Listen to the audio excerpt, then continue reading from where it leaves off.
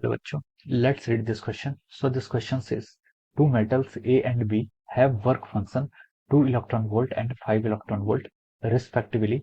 Which metal has a lower threshold wavelength? Okay, किस metal की आपकी थ्रेशोल्ड वेवलेंथ क्या होगी, लोअर होगी, हमें यहाँ पर ही बताना है. ओके, तो देखिए बच्चों, इस क्वेश्चन का की कॉन्सेप्ट आपका लिख सकते हैं. The key concept of this question, इस क्वेश्चन का की कॉन्सेप्ट हम क्या लिख सकते हैं.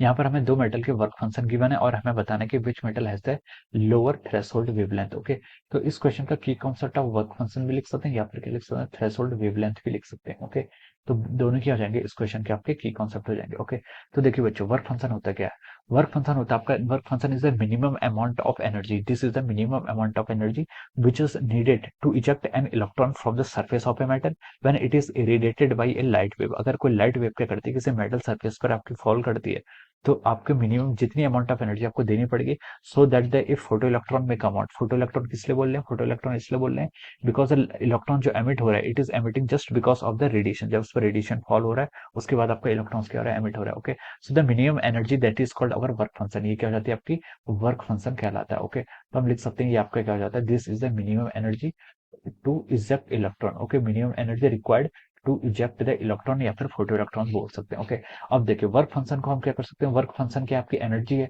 तो इसकी यूनिट क्या होगी, आपकी एच न्यू नॉट से डिनोट कर सकते हैं और इसकी यूनिट क्या होगी, आपकी इलेक्ट्रॉन वोल्ट में होगी. ओके, अब क्वेश्चन में देखिए हमें गिवन है दो मेटल्स हैं A and be having work function.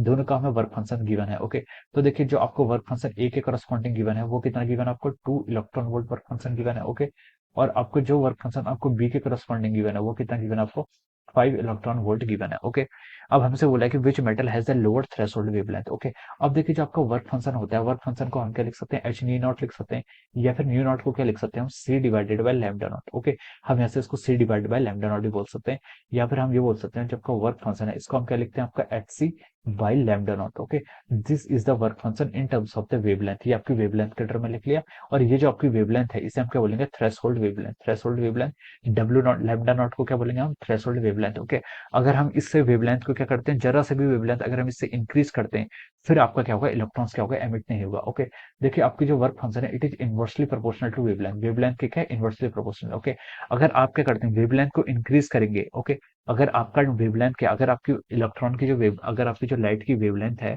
वो आपकी थ्रेशोल्ड वेवलेंथ पे है और अगर आपने थोड़ी सी भी क्या करी वेवलेंथ को इंक्रीज करा उसके बाद क्या होगा, आपका वर्क फंक्शन क्या करेगा, वर्क फंक्शन आपका डिक्रीज करेगा और अगर वर्क फंक्शन डिक्रीज करेगा फिर आपका इजेक्शन ऑफ इलेक्ट्रॉन क्या पॉसिबल नहीं हो पाएगा. ओके, तो ये क्या कहलाती है, this is called our minimum wavelength. Okay, sorry, this is called our maximum wavelength. ये क्या होगी, आपकी मैक्सिमम वेवलेंथ होगी. अगर उससे ऊपर आपने वेवलेंथ को क्या करा, इंक्रीज करा, अगर आपने उससे ऊपर वेवलेंथ को इंक्रीज करा उसके बाद आपका इजेक्शन ऑफ इलेक्ट्रॉन पॉसिबल नहीं हो पाएगा. ओके, अगर हम वेवलेंथ को डिक्रीज करेंगे फिर तो आपका इलेक्ट्रॉन इजेक्ट होएगा ही. ओके, लेकिन जो मैक्सिमम वेवलेंथ चाहिए होती है वो क्या कहलाती है, आपका थ्रेशोल्ड वेवलेंथ कहलाता है. ओके, अब इसमें क्वेश्चन में क्या बोला है उसने, हमें दो मेटल्स दिए, उनके वर्क फंक्शन 2 इलेक्ट्रॉन वोल्ट और 5 इलेक्ट्रॉन वोल्ट गिवन है. ओके, तो देखिए इनके करस्पॉन्डिंग हम इनकी वेवलेंथ लिख लेते हैं. मान लीजिए वर्क फंक्शन ऑफ ए कितना गिवन है आपको, 2 इलेक्ट्रॉन वोल्ट गिवन है. ओके, इसके करस्पॉन्डिंग जो हमारे यहाँ पर लैम्डा ए होगी वो कितनी होगी, उसको हम क्या लिख सकते हैं, इसको हम लिख सकते हैं देखिए h c divided by work function of a. ये कितना आपका 2 इलेक्ट्रॉन वोल्ट के इक्वल है. ओके, तो हमने इसको यहाँ पर से ऐसे लिख लिया. ओके, देखिए एच सी की यूनिट, तो चलिए अभी इसको, एच सी की यूनिट क्या होती है आपकी, एच सी की यूनिट होती है आपकी इलेक्ट्रॉन वोल्ट, एंगस्ट्रॉम में नैनोमीटर कुछ भी हो सकती है. ओके, तो देखिए हमने यहाँ पर से इसको ऐसे लिख लिया. ओके, तो देखिए लैम्डा हम इसको डायरेक्ट ऐसे ही लिख लेते हैं. चलिए यहाँ पर हमें इलेक्ट्रॉन वोल्ट यूनिट हटा देते हैं और ये आपकी जो वेवलेंथ है वो किस में आएगी, आपकी लेंथ की यूनिट्स में आएगी. ओके, अब लैम्डा बी के करस्पॉन्डिंग अगर हम लिखें तो ये कितना जाएगा आपका H c divided by 5 electron volt. Okay, ये आपका क्या हो जाएगा, this will be the wavelength.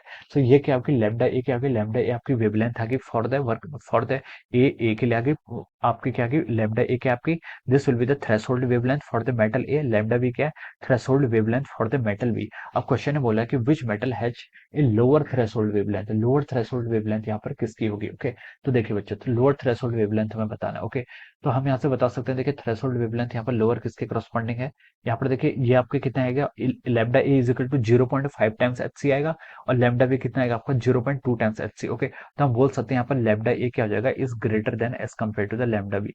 Lambda a के यहाँ पर आपका ग्रेटर है as compared to the lambda b. और हमसे पूछा कि लोअर थ्रेशोल्ड वेवलेंथ, तो हम बोल सकते हैं आपका यहाँ पर जो आपकी लोअर थ्रेशोल्ड वेवलेंथ होगी वो किसके करस्पॉन्डिंग होगी, आपकी लैम्डा बी के करस्पॉन्डिंग होगी. ओके, तो हम लिख सकते हैं देखिए lower threshold wavelength. Okay, lower threshold wavelength जो होगी आपकी वो किसके करस्पॉन्डिंग होगी, it is corresponding to lambda B. Okay, ये आपकी लैम्डा बी, या फिर हम बोल सकते हैं मेटल बी के करस्पॉन्डिंग, क्या बोल सकते हैं, मेटल बी के करस्पॉन्डिंग आपकी क्या होगी, लोअर थ्रेशोल्ड वेवलेंथ होगी। Okay, so this will be the answer of this question. ये क्या हो जाएगा आपका, इस क्वेश्चन का आपका आंसर हो जाएगा। हमसे पूछा था which metal has lower threshold wavelength, हम बोल सकते हैं कि metal B will have the lower threshold wavelength. Okay, this will be the answer of this question. Okay, so I hope you all understood this concept. All the best and thank you.